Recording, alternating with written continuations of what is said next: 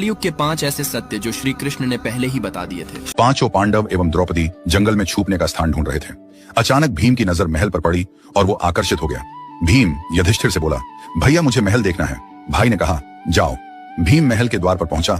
वहां शनिदेव दरबान के रूप में खड़े थे। भीम बोला, मुझे महल देखना है। दरबान ने कहा, महल की कुछ शर्त है। 1, महल में 4 कोने हैं, आप एक ही कोना देख सकते हैं। 2, महल में जो देखोगे उसकी सार सहित व्याख्या करोगे। 3, अगर व्याख्या नहीं कर सके तो कैद कर लिया जाओगे। भीम ने कहा, मैं स्वीकार करता हूं, ऐसा ही होगा। और वह महल के पूर्व छोर की ओर गया। वहां जाकर देखता है कि 3 कुएं हैं, अगल बगल में छोटे कुएं और बीच में एक बड़ा कुआं। बीच वाला बड़े कुएं में पानी का उफान आता है और दोनों छोटे खाली कुओं को पानी से भर देता है। फिर कुछ देर बाद दोनों छोटे कुओं में उफान आता है तो खाली पड़े बड़े कुएं का पानी आधा ही भर पाता है। इस क्रिया को भीम कई बार देखता है पर समझ नहीं पाता और लौटकर दरबान के पास आता है। दरबान, क्या देखा आपने? भीम, महाशय मुझे समझ में नहीं आया। दरबान, आप शर्त के अनुसार बंदी हो गए हैं और बंदी घर में बैठा दिया। अर्जुन आया, बोला, मुझे महल देखना है। दरबान ने शर्त बता दी और अर्जुन पश्चिम वाले छोर की तरफ चला गया। आगे जाकर अर्जुन क्या देखता है? एक खेत में 2 फसल उग रही थी। एक तरफ बाजरे की फसल, दूसरी तरफ मक्का की फसल। बाजरे के पौधे से मक्का निकल रही तथा मक्का के पौधे से बाजरी निकल रही। अजीब लगा, कुछ समझ नहीं आया, वापस द्वार पर आ गया। दरबान ने पूछा, क्या देखा? अर्जुन बोला, महाशय सब कुछ देखा पर बाजरा और मक्का की बात समझ में नहीं आई। दरबान ने कहा, शर्त के अनुसार आप बंदी हैं। नकुल आया, बोला, मुझे महल देखना है। फिर वह उत्तर दिशा की ओर गया। वहां उसने देखा कि बहुत सारी सफेद गायें जब उनको भूख लगती है तो अपनी छोटी बच्चियों का दूध पीती है।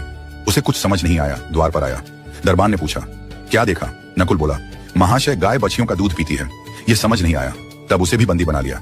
सहदेव आया, बोला, मुझे महल देखना है और वह दक्षिण दिशा की ओर गया।